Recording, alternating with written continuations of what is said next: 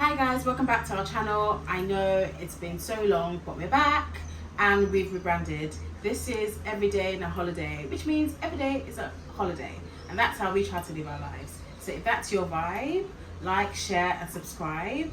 In the meantime, grab a cuppa and come with us on this journey.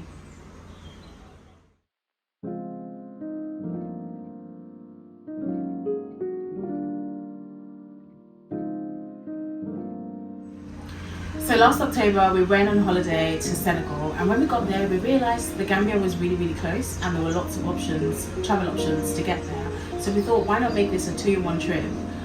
I'm not gonna lie, I did not know a lot about the Gambia before I went because we weren't planning to go. But it's a very small country, the smallest country in Africa, probably around the size of Yorkshire, so around 2 million people live there. But it is stunning, it's very beachy, very relaxing, and also we thought it's a fun way to kind of get into the jollof wars to see who had better jollof. Senegalese jollof versus Gambian jollof, which is called benachin. So we thought, why not take a punt? And yeah, so we went. So in this video, you find out about how we got there and what we got to when we were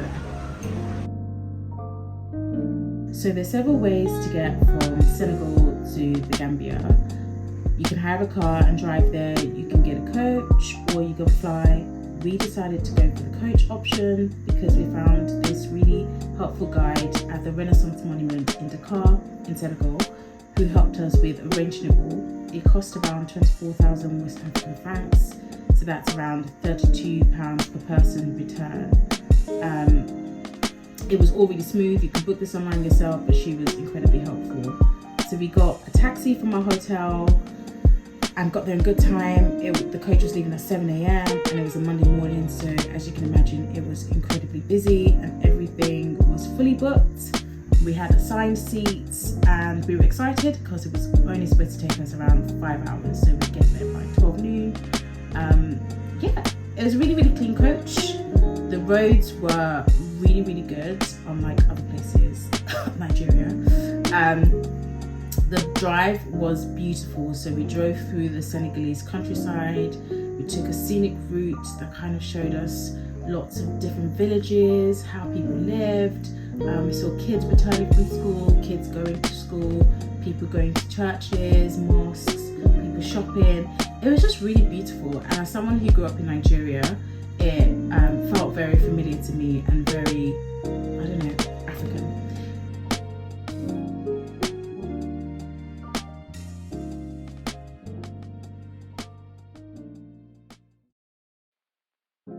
We got to the border around 1 p.m. We were already running behind, but it's all good. We're still very excited. We had taken our Nigerian passports with us because we knew that there were different prices for West Africans versus other places. And we were trying to be safe and not draw attention to ourselves as British. But clearly, as non-French speakers and the way we were dressed, we weren't locals. Once we got through the checkpoint, as we were about to get in the coach with everybody else, we were immediately called back by a military official looking man and took us through this, dark alleyway place to an office. We saw other, foreigners as well in that queue. It didn't seem like this is an official fee that we paid, but we had to pay it. We filmed this on the slide because we walked past people in cells and we weren't trying to be in a cell. It wasn't a life-changing amount of money. It wasn't a lot of money, to be honest, but it was just the principle. But we moved, and we got back on the coach.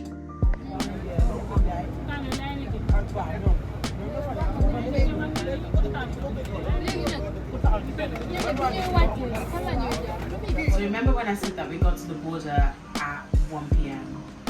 We were there for 7 hours. 7 hours. So at first we didn't know what was going on because obviously we didn't speak French. When it got to around 4 p.m, we decided to ask the driver what's going on, and the response was, "Welcome to Africa." And to be fair, it is Africa. Thankfully we had snacks, we had drinks, I had a book, I think I had music and stuff, so we were able to keep ourselves entertained.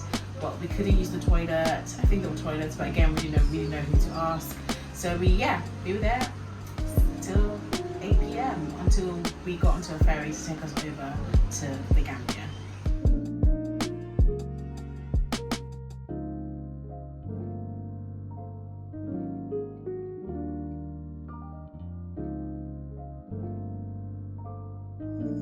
So we got to the Gambia, our hotel, around 10:30. We were exhausted and so hungry. In the taxi there, we actually spotted a strip of restaurants, and we spotted one that said Booker, which Ayo said looks like a Nigerian restaurant. So we went to try it out, and I know it was the Gambia, but we were so hungry that we just wanted some sort of comfort, and Nigerian food was it. The food was actually really good. We had suya, which was cooked on open fire outside. I had fried rice, I had jollof rice. There were lots of Nigerians there, surprise, eating amala, eating eba, and it just felt like I was in Nigeria again, which was really great and such a comfort after such a long journey. So we stayed at the Balfon Beach Resort in Kololi in the Gambia, and it's a mixed bag. So it looks beautiful online, it looks amazing, and parts of it were amazing and beautiful, but parts of it were also dated. So the reception area, and I think our room, to be fair, was quite dated. It was given colonial, but the outside amenities made up for it. It was stunning. There were about 7 pools, 7 pools, which was beautiful, very clean environment. The restaurant as well was really good. The food was delicious, the staff was super attentive, and just imagine sitting out in the restaurant and looking out to the sandy white beach. Stunning.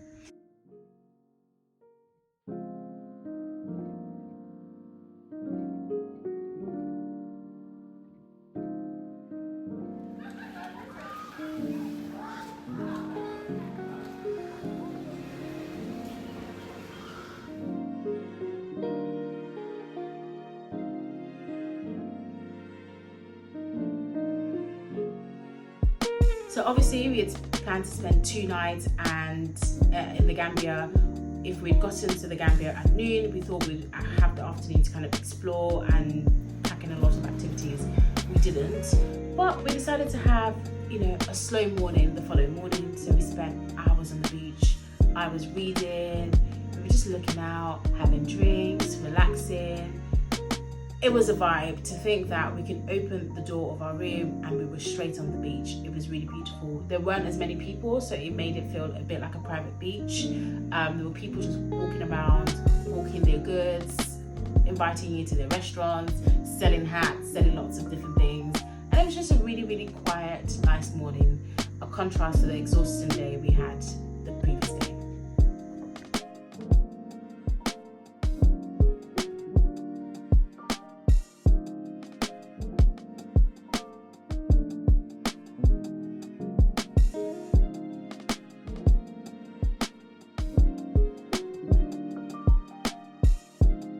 So after spending hours by the beach, we decided to head out to at least catch a glimpse of the country.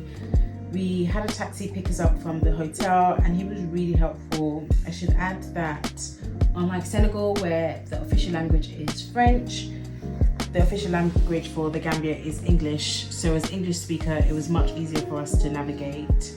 So first we kind of drove around to kind of see what it looks like, what Banjul looks like. You could tell that it was a small country as it wasn't really bustling, but we really liked it. We really liked the cool environment. Our first stop was the Bijulu Forest Park, which is also known as the Monkey Park. I don't even understand why we went there because I'm not really an animal person, and yeah, animals scare me, but it was surprisingly fun. It cost us around 100 Gambian dalasi, which is around £1.20 per person to enter. So that was really cheap. And we also bought bananas and groundnuts at the park as well for around the same amount of money. And we got to feed the monkeys with what we bought. So there were 2 types of monkeys. Some were green and some were red. The green ones preferred bananas, while the red ones liked nuts. So yeah, that was really fun. The monkeys were super friendly to us. And our taxi driver was familiar with the park, so he kind of helped us navigate so we didn't get lost in the forest. And when we were leaving, we thought we'd support the local economy by buying some art from local artists. So yeah, it was a really fun, affordable activity to do.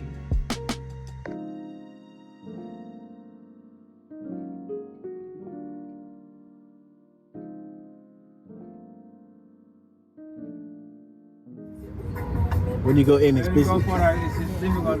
Yeah. We have a little walk.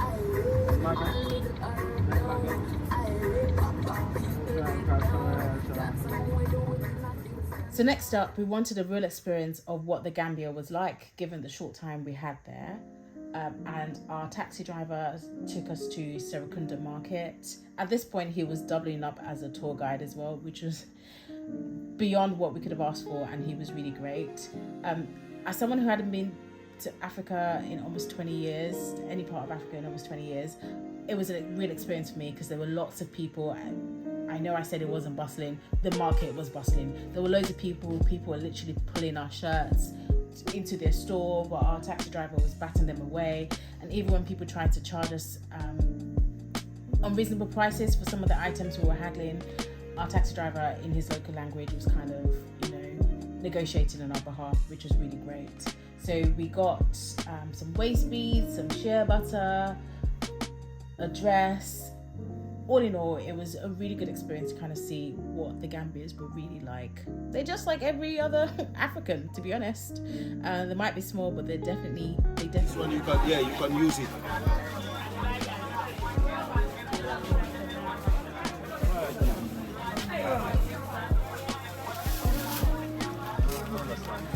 So is this shea butter, is it better than the Ghanaian one? Yeah, this is the original one. Ghanaians also say their shea butter is good. Where do you make it? In Gambia?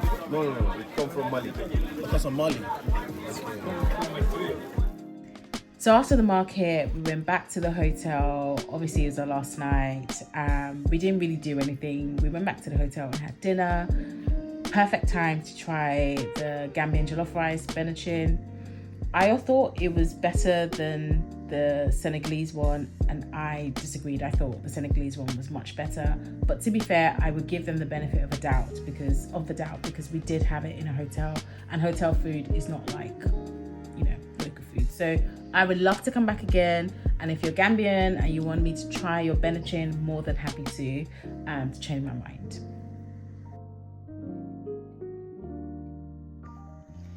So the next day we woke up really early to go to the coach station and got the coach back to Senegal, which was a much smoother experience this time around. We were at the border around 9 a.m, so much better. All in all, I would say the Gambia was an amazing place. I'm so glad we visited. I'm so glad we took the punt. I think 2 nights and 1 day, it doesn't do it justice, to be honest. And I would definitely love to go back.